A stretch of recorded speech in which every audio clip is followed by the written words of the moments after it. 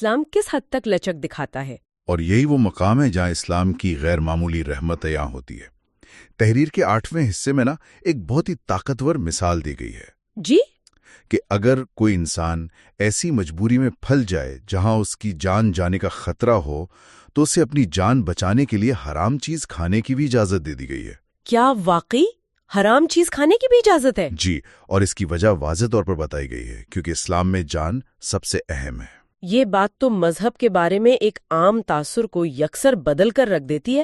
عام طور پر تو مذہب کو صرف سخت قوانین کا مجموعہ سمجھا جاتا ہے نا؟ بالکل، لوگ یہی سمجھتے ہیں۔ لیکن یہاں تو ایک مکمل ایمرجنسی پروٹوکول نظر آ رہا ہے، جہاں ایک سسٹم یعنی انسانی جان کو تباہ ہونے سے بچانے کے لیے باقی تمام معمول کے شرعی اصولوں اور پابندیوں کو عارضی طور پر معطل کر دیا جاتا ہے۔ ایسا ہی ہے۔ یہ ایسا ہے جیسے ریاست کا قانون یہ تسلیم کر رہا ہو کہ قانون انسان کے لیے بنا ہے، انسان قانون کے لیے قربان ہونے کے لیے نہیں بنا۔ یہ ایک بہت شاندار نتیجہ اخذ کیا ہے آپ نے۔ اسلام زندگی دینے کے لیے آیا ہے، اسے چھیننے کے لیے نہیں۔ یہ اس بات کا ثبوت ہے کہ خالق کی نظر میں انسانی زندگی کا تسلسل ان اصولوں کی پابندی سے بھی بالاتر ہے جو عام حالات میں لازم ہے۔ صحیح۔ اور مزے کی بات یہ ہے کہ رحمت کا یہ پہلو صرف دنیاوی مجبوریوں تک ہی محدود نہیں ہے۔ تحریر کا 9واں حصہ ایک اور رخ بھی دکھاتا ہے، جہاں انسان کے اختیار سے باہر ہونے والے حادثات کا ذکر ہے۔ ہاں، وہ حصہ پڑھ کر واقعی دل کو ایک عجیب سی تسلی محسوس ہوتی ہے، جہاں رسول اللہ صلی اللہ علیہ وآلہ وسلم کے اس فرمان کا ذکر ہے کہ بعض اموات ایسی ہوتی ہیں جنہیں شہادت کے درجے میں رکھا گیا ہے۔ جی، مصنف اسے اللہ کی لامحدود رحمت سے تعبیر کرتے ہیں۔ یعنی اگر کوئی شخص کسی غلطی، حادثے، بیماری یا کسی ایسی آفت کا شکار ہو کر جان سے ہاتھ دھو بیٹھے جس پر اس کا کوئی بس نہیں تھا، تو اللہ اسے ضائع نہیں ہونے دیتا۔ بالکل نہیں، اللہ اسے شہادت کا وہ اعلیٰ ترین درجہ عطا فرماتا ہے جس کی تمنا بڑے بڑے لوگ کرتے ہیں۔ سبحان اللہ۔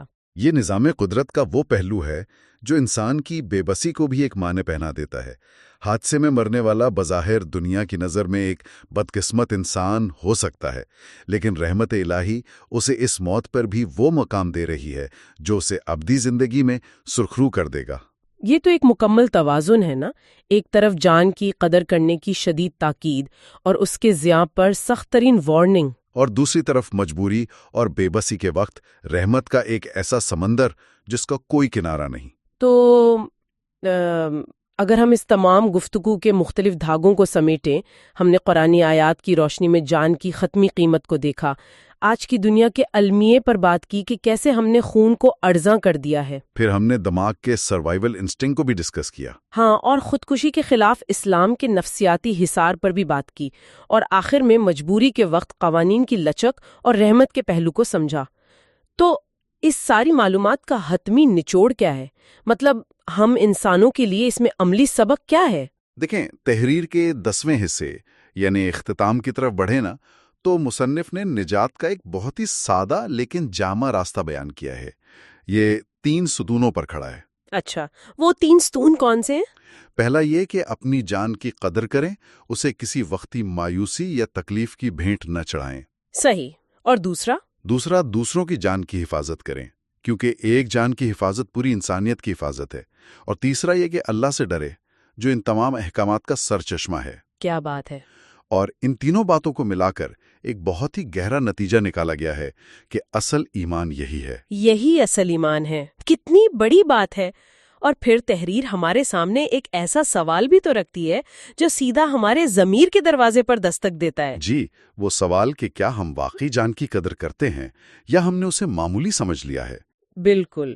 اور یہ صرف ایک مصنف کا سوال نہیں ہے نا، یہ وہ سوال ہے جو کائنات کا نظام ہم سے ہر روز ہماری خبروں، ہمارے رویوں اور ہمارے فیصلوں کی شکل میں پوچھ رہا ہے، کیونکہ تحریر بار بار یاد دہانی کرواتی ہے کہ اسلام زندگی دیتا ہے، انسان کو بچاتا ہے۔ اور یہی وہ پیغام ہے جسے آج کے دور میں سب سے زیادہ عام کرنے کی ضرورت ہے۔ ہم نے زندگی کو اتنی تہوں اور خولوں میں چھپا دیا ہے کہ اس کی اصل چمک اور حرمت نظر آنا بند ہو گئی ہے۔ یہ تحریر دراصل اس گرد کو چھاڑنے کی کوشش ہے۔ بالکل صحیح کہا آپ نے.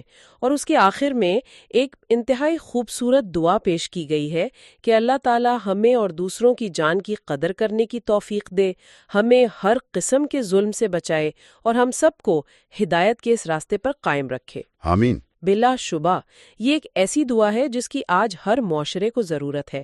اور ہاں، مصنف نے آخر میں یہ گزارش بھی کی ہے کہ اس پیغام کو آگے بڑھائیں اور ان کے چینل کو سبسکرائب اور شیئر کریں تاکہ یہ علم زیادہ سے زیادہ لوگوں تک پہنچ سکے. جی، یہ صدقہ جاریہ ہے. تو اس پوری گفتگو کے بعد نا مجھے یہ محسوس ہو رہا ہے کہ انسانی جان کا تحفظ محض ایک قانون کی کتاب کا کوئی خشک حصہ نہیں ہے، یہ ایک مکمل جیتا جاگتا نظام ہے. بالکل.